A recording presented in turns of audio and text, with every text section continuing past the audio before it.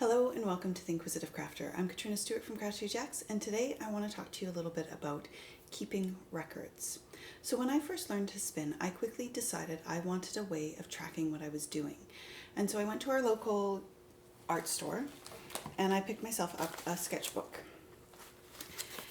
And what I did with this sketchbook is I wrote notes and I kept track of what it was that I was spinning, how I spun it, the ratio that I spun it at, which direction I spun my singles, which direction I applied.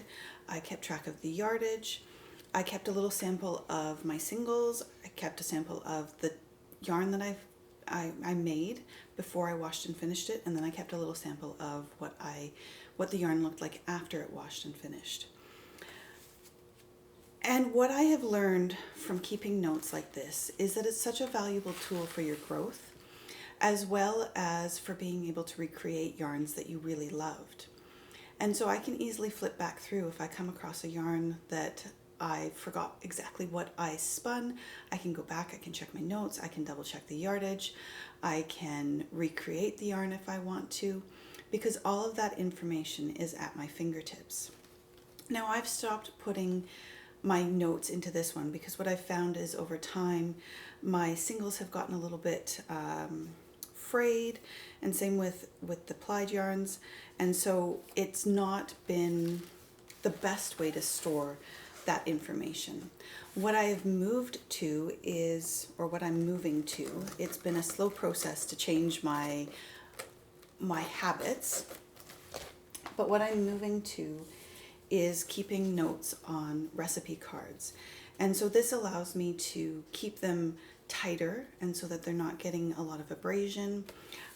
If I do them this way, this is just because I want to see a longer length and maybe I'm trying different things, and so it's a little bit of a sample so that I can go back and I can go, okay, when I do this, this is what I get, and when I do that, this is what I get. And so I do a lot of sampling so that I can go back through my notes and look at them for creating new yarns. But when I'm doing an actual spin, I will keep a section of my singles and I'll wrap it around the card. I'll keep a section of my plied yarn before it's finished and a section of my plied yarn after it's finished.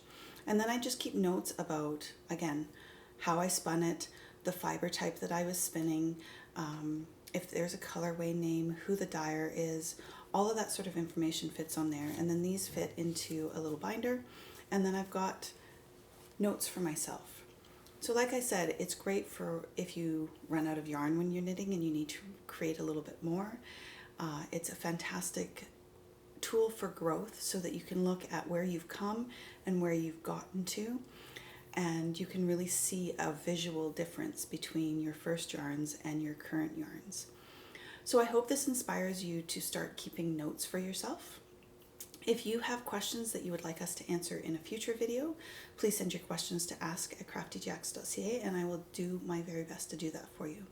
Thank you so much for joining us today. I hope you have enjoyed this video, and we'll see you in the next one. Bye for now.